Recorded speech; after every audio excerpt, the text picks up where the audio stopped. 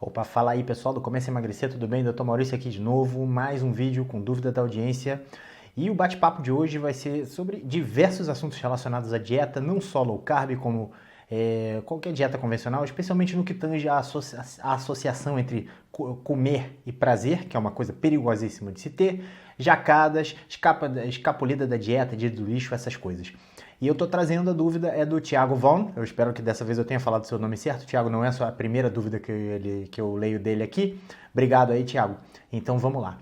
Como sempre, excelente vídeo. Um dos meus maiores problemas com a dieta é desassociar o prazer e o comer. Comer para mim sempre foi um prazer, um grande prazer, e no final de semana eu não resisto. Faço pelo menos uma refeição lixo, um pedaço de pizza ou hambúrguer ou qualquer outra coisa. Tem algum vídeo seu que fale especificamente da famosa jacada? Esse é o primeiro. Uma refeição lixo é suficiente para tirar do estado de cetose? Caso seja, em quanto tempo eu consigo voltar? E uma última dúvida. Outro dia eu fiz um jejum de mais de 30 horas, que não foi proposital, foi circunstancial. Quando eu finalmente pude me alimentar, eu comi normalmente dentro da dieta, mas mesmo depois desse longo período sem me alimentar, eu não estava sentindo um pingo de fome. Deixa eu baixar aqui. E só me alimentei porque fiquei com medo que algo pudesse acontecer por ficar tanto tempo sem comer. Essa falta de fome por um tempo tão prolongado é normal? Devemos realmente nos alimentar apenas quando sentimos fome? Obrigado, o canal e o vídeo são excelentes, parabéns. Eu que te agradeço os elogios e pela participação também, Thiago. Então vamos lá. Primeiro de tudo, eu vou falar sobre essa associação entre comer e prazer, que no meu entender é igual andar na corda bamba. Então, toda vez que o ser humano, aliás, isso em diversas áreas, em diversos aspectos, ele tem prazer em fazer alguma coisa, a tendência é que ele vai exagerar. Justamente pelo estímulo que isso representa para o nosso cérebro. É uma sobrecarga de hormônios que dão uma sensação de prazer absurda. E no caso da alimentação, isso ainda está associado com substâncias que causam esse prazer também. E aí a pessoa fatalmente vai perder o controle. E, por exemplo, vou traçar o paralelo aqui entre o açúcar e a cocaína, porque o mecanismo biológico do açúcar e da cocaína, a atuação lá no nosso sistema nervoso central é exatamente o mesmo. Eles atuam nas mesmas áreas e isso tem uma consequência, que é o poder viciante. Você tem o estímulo a essa área numa ressonância magnética ficaria igual uma árvore de Natal brilhando absurdamente, e aliás a ressonância mostra, estudos com ressonância mostram que quando você come açúcar brilha mais do que quando você cheira cocaína. Então daí para você ver. E aí, quando você está sob a influência, você sente um prazer absurdo, só que esse prazer vai embora. E aí você sente abstinência. E aí o que você precisa para ter prazer de novo? Você vai buscar essa substância. E aí, daí complica, né? Então tem estudos aí que dizem que o açúcar vicia 8 vezes mais do que a cocaína. Só que a cocaína tem o estigma social. Tá? A pessoa é discriminada porque cheira cocaína, etc, etc. E o açúcar não. O açúcar é visto como uma coisa normal, entendeu? A partir do momento que você passa a encarar o açúcar como droga, a sua perspectiva muda completamente. Eu não vou dizer que eu não como açúcar, mas a visão que eu tenho de açúcar é completamente diferente. Eu sei que eu vou me ferrar se eu ficar me dando esse prazer. Porque, vamos ser sinceros aqui, comer açúcar é bom pra caramba. Tá? Ninguém vai dizer que não é, até porque é o efeito biológico dele. Tá? As consequências é que são terríveis, esse que é o ponto. E tem outros fatores aí que amplificam essa questão de você associar prazer com comida. Então a indústria alimentícia explora muito bem isso. Inclusive, daqui a um tempinho estou trabalhando nesse vídeo. Eu vou fazer um vídeo aqui baseado numa reportagem do New York Times, que vocês vão ver os absurdos que a indústria alimentícia, até onde ela vai, para prover a melhor experiência sensorial possível para o consumidor e criar o que eu chamo de uma legião de zumbis da indústria alimentícia, pessoas que já não pensam mais, que só querem comer. Tá? E com isso dá o seu rico dinheirinho para sustentar a Ferrari e a mansão lá do magnata da indústria. Mas isso é uma outra história. Nós vivemos também num meio que é muito fácil você obter os alimentos que causam prazer. É muito fácil, tá ali, tá acessível. Um pacote de Doritos está ali no cantinho. Só você pegar, abrir e se esbaldar, tá? E o meu ponto é, se você não lutar conscientemente contra isso, você vai perder. Você tá ferrado, você vai perder. Porque as influências do meio são muito superiores a qualquer força de vontade que você tenha, tá? E por isso até que pessoas que se cercam de indivíduos que estimulam eles a agir da forma certa, elas têm uma maior chance de vencer esses fatores. Tá? É muito mais fácil, por exemplo, você resistir a um doce se esse doce não está na tua casa. Porque se esse doce estiver na tua casa, vai ser muito mais difícil para você resistir. Você vai precisar de muito mais força.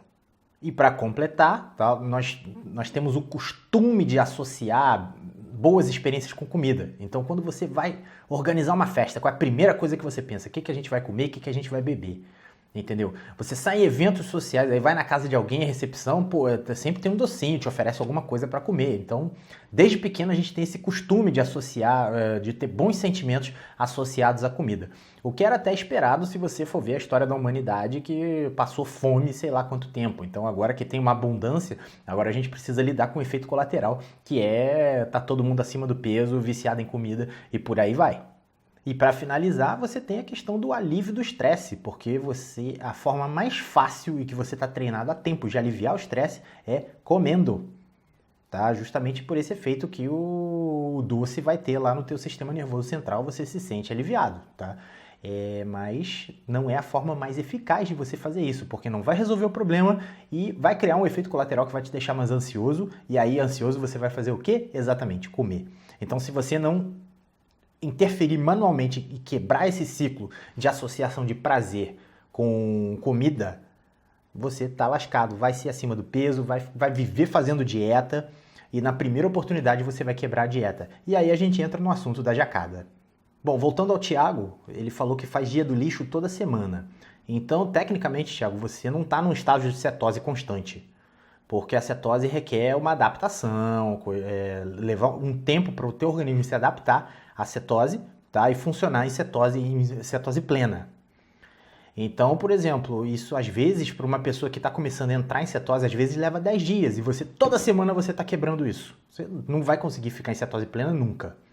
Porém, tá? Apesar de uma refeição lixo provavelmente tirar você da cetose, tudo que você citou aqui, pizza, hambúrguer, o hambúrguer se você comeu pão principalmente, tiram você da cetose, não quer dizer que você não vai emagrecer. Como eu gosto de dizer aqui, cetose não é a única forma de emagrecer. Eu, por exemplo, perdi lá meus 20, 30 quilos completamente sem conhecer dieta low carb, eu não conhecia. Então eu emagreci por vias convencionais.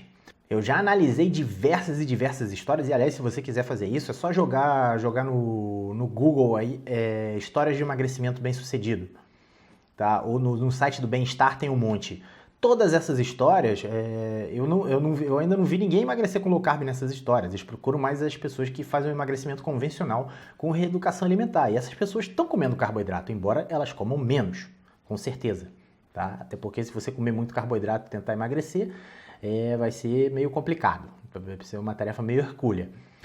E então, novamente, Thiago, o fato de você estar fazendo uma refeição lixo não quer dizer que você não vai emagrecer. E a lei da termodinâmica, ela se aplica, tá? Sempre, inclusive na low carb em uma escala um pouco menor.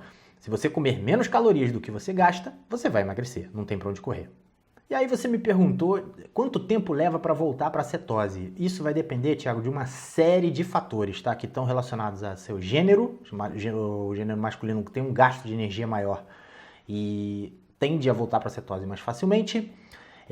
Deixa eu dar uma consultada aqui, que são diversos fatores. Então, do nível prévio de glicogênio armazenado, tá? Então, por exemplo, uma pessoa que estava comendo carboidrato direto e ela começa na low carb, ela vai levar um tempo maior para consumir todo esse glicogênio que ela tinha armazenado.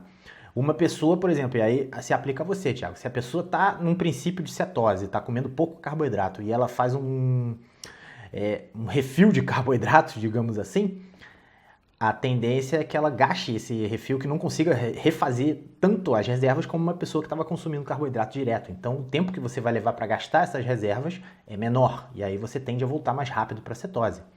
Tá, vamos lá. Isso tem também atividade física envolvida, uma série de fatores aí que leva esses resultados a variarem entre algumas horas, principalmente numa pessoa que comeu um pedaço de pão e que que repôs o estoque de glicogênio, etc., mas logo depois volta, porque comeu pouco, e até 10 dias, dependendo do caso, metabolismo e toda essa série de fatores que eu citei anteriormente.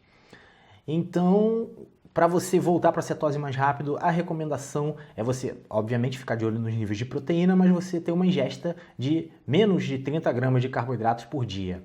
Algumas pessoas tendem a fazer jejum nessa situação. Eu não sou muito favorável a você iniciar assim já com um jejum, tá? Porque se você não está certo adaptado, o jejum tem lá seus riscos e também tem a dificuldade de controlar a fome.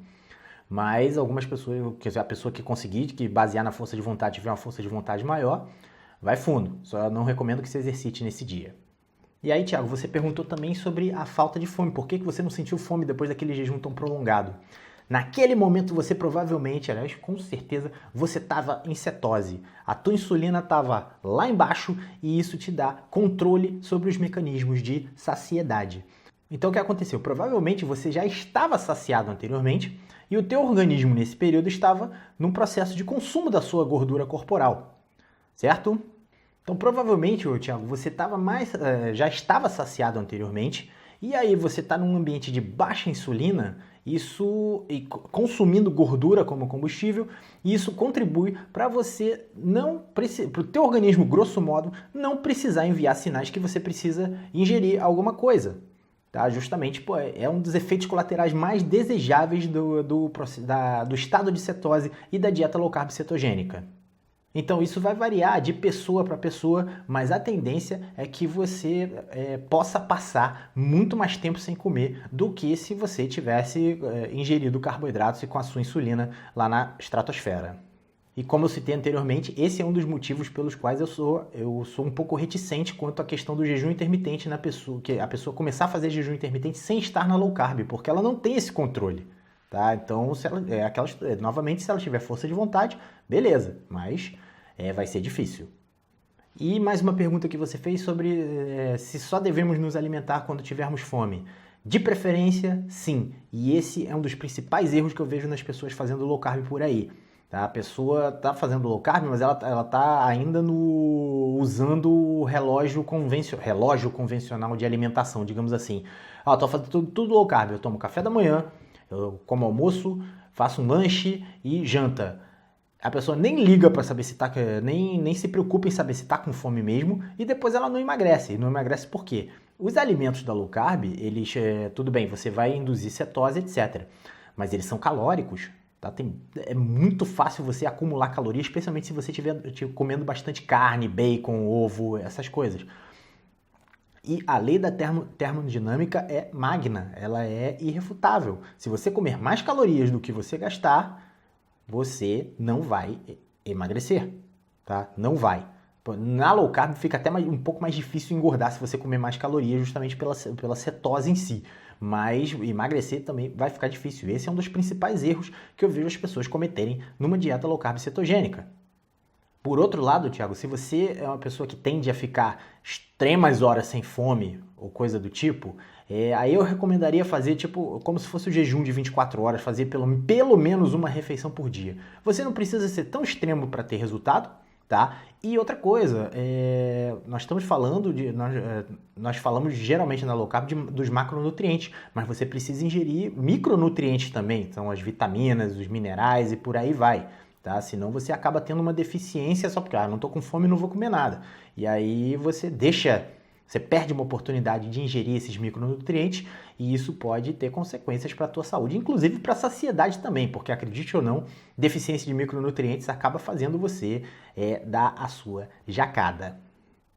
Pode ter um ou outro caso que a pessoa fica dias sem sentir fome ou coisa do tipo, mas isso é bastante raro. Então, nesse tipo de caso, fazer uma refeição paulatina, não digo paulatinamente, mas pelo menos uma refeição por dia, ou então se você fizer um jejum de 24 horas, faz um dia seguinte, alterna e por aí vai, só para não ficar muito tempo sem colocar alguma coisa para dentro. O jejum tem seus benefícios, mas você não precisa fazer dias de jejum, tá? Eu tenho um approach mais moderado quanto a isso e que vai dar resultado da mesma forma, você não precisa levar teu corpo ao extremo. Esclarecido então, Thiago, novamente eu quero agradecer a tua participação e você que está assistindo aí, se você tiver alguma dúvida, queira ver uma discussão aqui a respeito, só postar aqui nos comentários, tá? Eu vou ficando por aqui, lembrando que se você curtiu o vídeo, não deixa de dar o like aqui embaixo. Se você ainda não se inscreveu no canal, é só se inscrever, a hora é agora. Se você tiver interesse nos meus serviços de consultoria, é só mandar um e-mail para mim, vai aparecer aqui embaixo agora em consulta@comeceaemagrecer.com.br e eu te vejo no próximo vídeo.